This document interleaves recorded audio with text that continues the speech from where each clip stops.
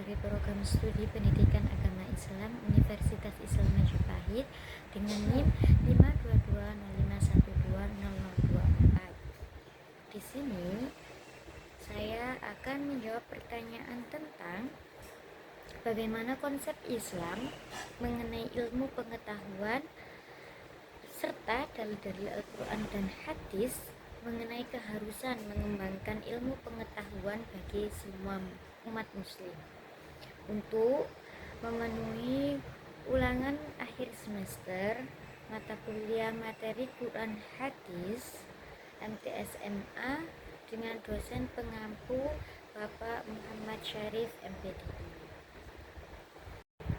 Konsep Islam mengenai ilmu pengetahuan sangat positif dan mendukung pencarian serta penyebaran ilmu pengetahuan. Islam memandang ilmu pengetahuan sebagai sesuatu yang sangat penting dan mendesak umatnya untuk terus belajar. Yang pertama, ada Al-Quran dan hadis. Banyak ayat Al-Quran dan hadis yang mendorong umat Islam untuk mencari ilmu. Misalnya, Iqra, ayat yang pertama kali diturunkan kepada Nabi Muhammad SAW yang artinya bacalah. Dengan demikian, maka ayat ini merujuk pada pentingnya literasi. Yang kedua, ilmu sebagai ibadah. Menuntut ilmu dianggap sebagai bentuk ibadah. Dalam Islam, ada keyakinan bahwa menuntut ilmu dapat mendekatkan seseorang kepada Allah. Yang ketiga, keseimbangan ilmu dunia dan akhirat. Islam mengajarkan keseimbangan antara ilmu dunia dan ilmu akhirat. Pengetahuan tentang agama dan pengetahuan tentang dunia harus berjalan secara beriringan. Yang keempat, ada peran sejarah Islam. Pada masa keemasan Islam, yaitu pada abad 8 sampai 14 Masehi, banyak ilmuwan muslim yang berkontribusi besar dalam berbagai bidang ilmu seperti matematika, astronomi, kedokteran, dan juga filsafat. Secara keseluruhan, Islam mendorong umatnya untuk terus belajar, berpikir, dan menyebarkan ilmu pengetahuan demi kemajuan peradaban dan kedekatan dengan Tuhan. Untuk selanjutnya yaitu dalil Al-Quran dan juga hadis yang menekankan pentingnya menuntut ilmu. Yang pertama ada surah Al-Alaq.